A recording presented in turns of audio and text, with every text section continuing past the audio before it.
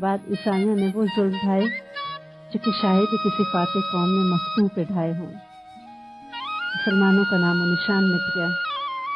اور علامہ اقبال روتے ہیں، کتنے نالہ کش شیراز کا بلبل ہوا بغداد پر، داغ رویا خون کے آنسو جہاں آباد پر، آسمان دولت غرناطہ جب برباد کی، ابن بدروں کے دل ناشاد نے فریاد کی.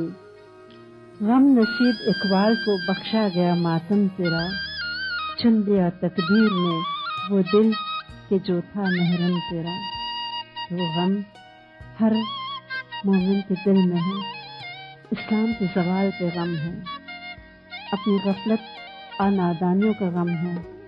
اور اسپین کی کہانی ہمیں ایک پیغام دیتی ہے کہ اگر اب بھی مسلمان ہوش میں نہ آئے اور اب بھی اگر انہوں نے اپنے فرض سے غفلت کی تو یہ کہانی بار بار دہرائی جائے گی. اندلس کا ایک اور معنی بھی ہے اور اس کا مطلب ہے شدید خشک سالی کے بعد بارش کا آنا. انشاءاللہ پھر وہ بارش آئے گی کہ اندلس میں پھر اسلام زور پکڑے گا اور پھر یہ ہریالی ہر طرف چھائے گی.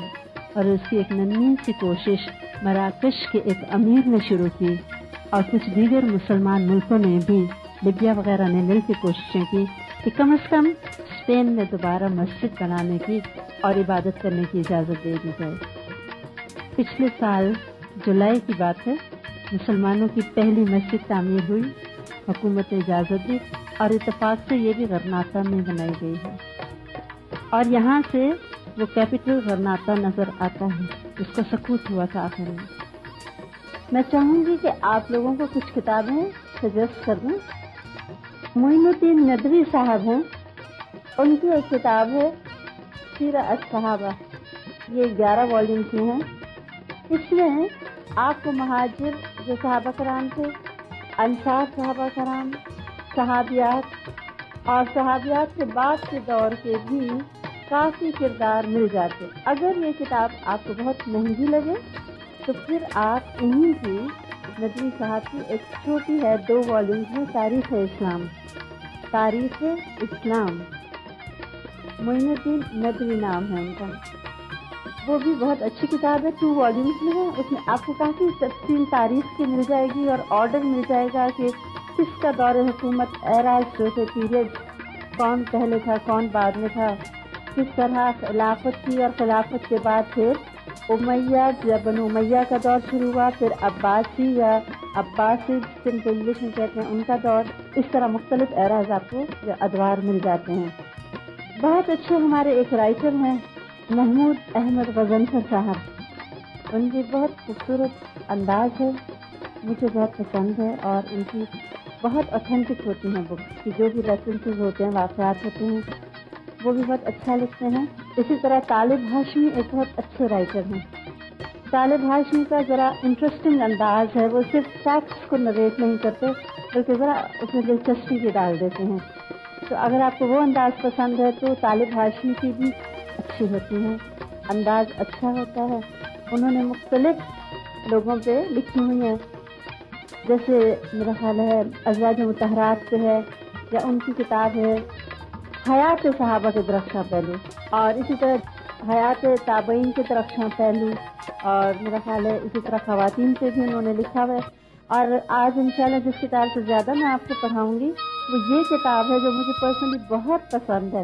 اور اگر آپ کو مسلمان خواتین کا کردار دیکھنا ہے تو یہ طالب ہاشمی کی کتاب ہے تاریخ اسلام کی 400 باکمال خواتین.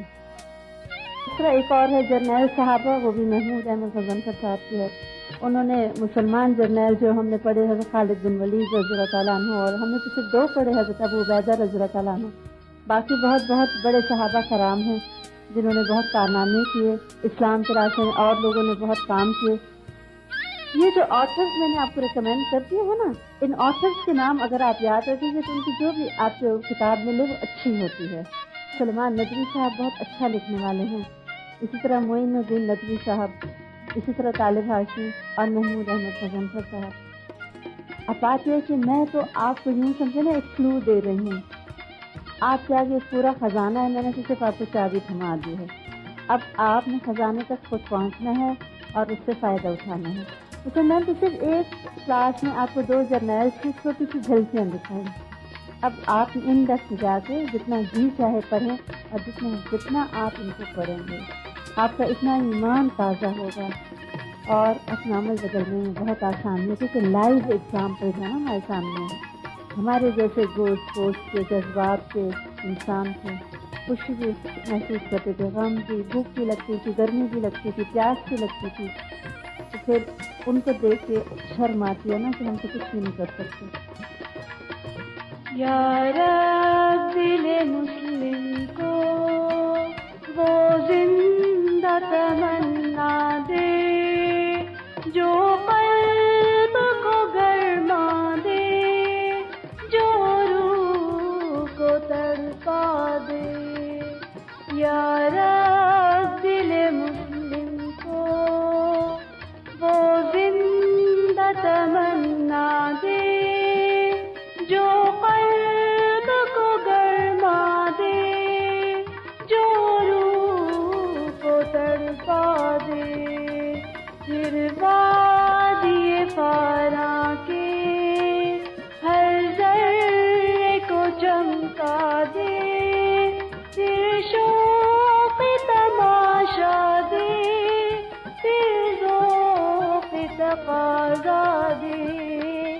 محروم تماشا کو پھر دیدائے بینا دے، دیکھا ہے جو کچھ میں نے اوروں کو بھی دکھلا دے۔